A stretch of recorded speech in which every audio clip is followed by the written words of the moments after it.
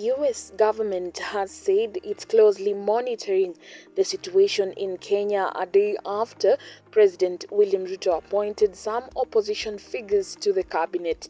Now, the inclusion of politicians from one of the main opposition parties, the Orange Democratic Movement, in short ODM, in a broad-based government was seen by many as an attempt by the incumbent to weaken critical anti-government voices at a time he is grappling with youth-led protests. Now, the ODM leader Raila Odinga, who was the presidential candidate for a coalition of opposition parties during the 2022 elections, was the strongest voice that needled the government since he lost the vote to Ruto. Now, the Azimio la Umoja coalition, in which ODM is a constituent party, is now a divided house as three key parties, NARC Kenya, Wiper, and Jubilee, are not part of the power-sharing deal between ODM and the ruling coalition, that is the Kenya Kwanza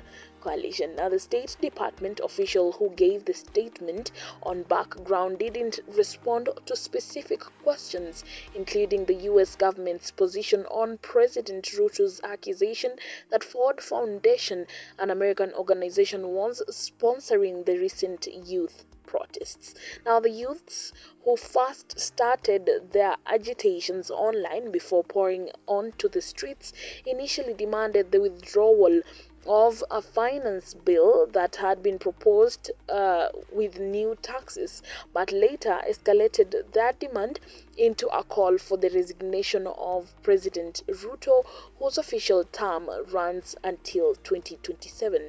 Now, on Thursday, the State Department said the Kenyan police should protect protesters, stating that peaceful protesters should be able to expect a safe environment in which they can exercise their constitutional rights freely with protection from the Kenya police.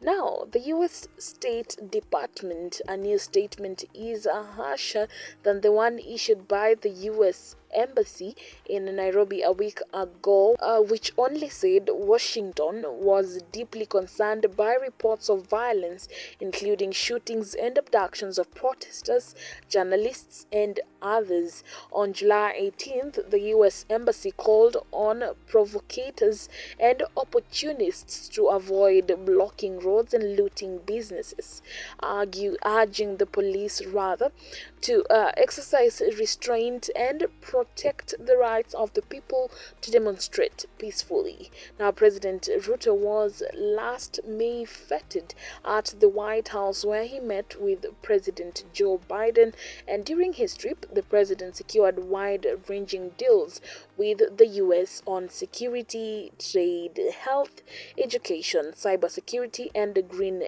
energy, among others. The US's embrace of President Ruto was viewed as a significant diplomatic development in Africa amid stiff competition between the West and its foes, China and Russia. Now, indeed, guys, that is what we had prepared for you right here in Opinion House Media. Be sure to keep it locked for more news. I'm your girl, as you very well know, Jojo Tyra.